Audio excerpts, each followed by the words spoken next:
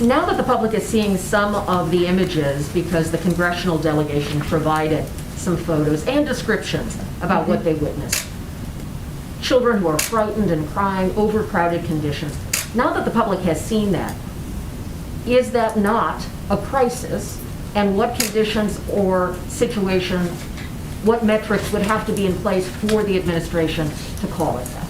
Well, children presenting at our border who are fleeing violence, who are fleeing prosecution, who are fleeing terrible situations is not a crisis.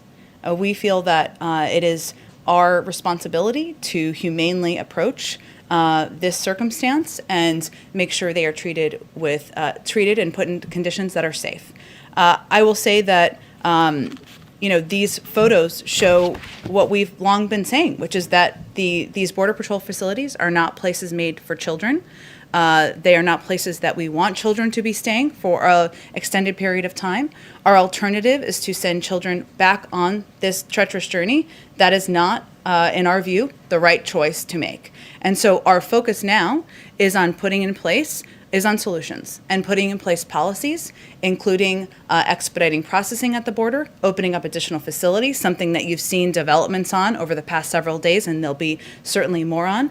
Restarting our Central American Minors Program, which was stopped in 2017. Thousands of kids should be eligible to apply for that, so they're not making this journey. So our focus is on solutions and implementing them as quickly as possible. The president said he is open to going to the border at some point. Do you have any sense if during this current situation he would consider it valuable to go there, see for himself the conditions, talk to people on the ground? Is that something we should expect? I don't have any trips to preview for you. I can tell you that the president is briefed regularly on the situation at the border and every step that he is pushing his team to take, that his team is taking to put in place actions, to put in place solutions that will expedite processing, get kids into shelters more quickly. And he is regularly briefed, but I don't have anything to preview for you on a trip. He also said one of the changes that could take place is allowing a process where those seeking asylum can do it from their home countries. But there are a lot of advocates who say that just extends the period of exposure to poverty, violence, all of those conditions, and don't support that.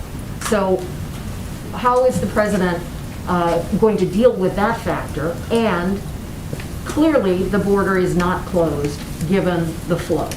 So that seems like a message that is not in tune with what people are actually seeing based on, we're now up to 15,000, 16,000 kids in U.S. custody and so forth. Well, factually, the vast majority of people who come to the border are turned away.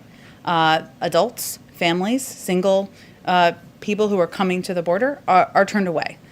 So that is a message we will continue to convey through a number of the means I have outlined for you, and the president has also conveyed that directly, as has our Secretary of Homeland Security, and as was noted earlier, there's obviously a trip to the region as well.